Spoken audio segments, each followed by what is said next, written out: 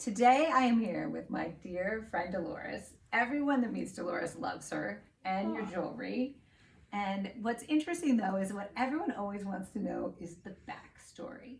How did you get started? Why jewelry? And literally you've been doing it for a really long time, so clearly it's a passion. So where did it come from? Well, interestingly enough, there's a backstory to the backstory. Everybody knows the story about me going to Vietnam and taking 13 strands of pearls home and learning how to sell and what to do with it. That's pretty much everywhere and been around for a while. But there's really, my passion for jewelry started when I was much younger. When I was about 12 years old, I asked my mother to tell me about my father, who I didn't know very well at all. They divorced when I was a year old. So anyway, she said to me, your father left a ring for you that I'll give to you when you're old enough to wear it. And he was in World War II in Italy. And the story goes that he traded a guy a pack of cigarettes for this little ring, and I still wear it.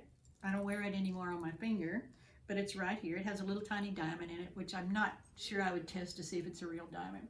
But anyway, so from there on, I would go to my mother's jewelry box, and I would open the jewelry box, and I would put my finger in to see if it would fit me yet. And lo and behold, when I was about, because I was pretty skinny, so I was probably about 18 before it finally ever fit me, and she gave it to me. And that was really the very first piece of jewelry I ever had. And after that, I used to save my money up and buy not expensive things, but pieces of jewelry. I mean, I just thought that I love the idea that it could make me feel good. The jewelry did. So that's how it really was always there. And my mother, she beaded with her girlfriends when she was young, so I would watch them do it.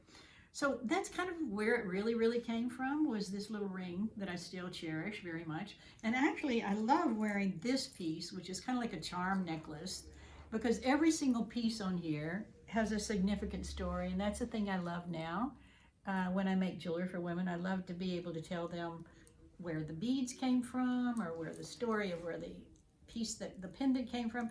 So I really believe that every piece of jewelry holds a story, and which I think is older than time, is that we love stories.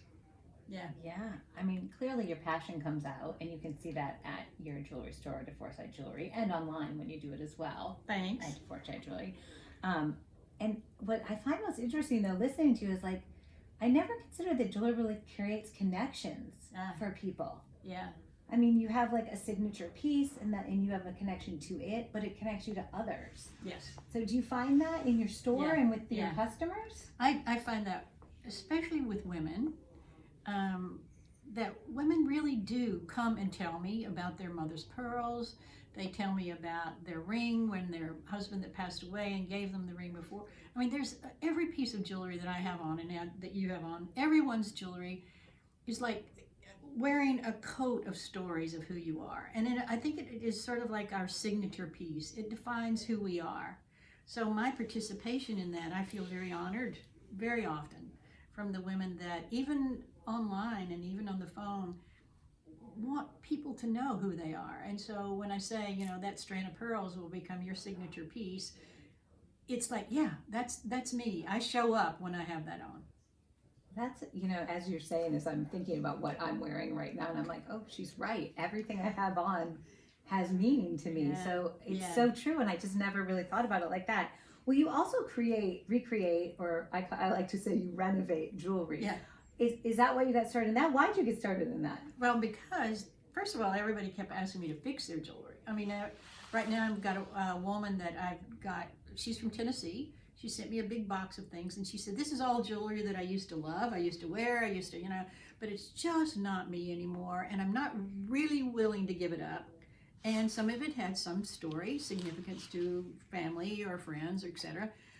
So she asked me to redesign it for her to her more current person of like herself. The new chapter. Yeah. So it was really easy to do, because once you kind of know somebody and what they're up to and what they like, and of course I have a plethora of things to choose from to help them choose what they want to put into their piece. So that's kind of how it started. It started with repairs, and then it came to well, I'm not going to wear this anymore, so what am I going to do with it? And I was like, no, no, no, don't get rid of it. Don't sell it. Don't let them melt it down. Let's make something new. That's amazing. I love that. So, Yeah. okay, so let's say somebody wants some new jewelry, or they want their new, old jewelry to look new and have new meaning for them. Where can they get a hold of you? Well, here's the new trick. I don't know that you know this, but a few months ago, probably about 8 now, I closed my shop after 20 years. And now I'm in a studio apartment above my garage that I truly love. But I'm saying it really is by appointment only, because I can't compensate for a lot of time people in little spaces. And I really do a lot of business just online now. Where So online? through my website, which is dforsytejewelry.com, or no .com, right? www, but nobody does the www. We don't need No, www now. It's just dforsytejewelry. Okay, dforsytejewelry.com. Yeah. Okay. And if you're in town and you want to come by and see me, I have a lovely garden, and you're welcome to come by yourself. Just make an appointment. Yeah, make an appointment. Awesome. Yeah. Ah, I love talking to you about the jewelry, and I had no idea about that piece you had on. I can't wait to hear more stories about it. Yeah. Thanks for sharing. Thank you, Heidi.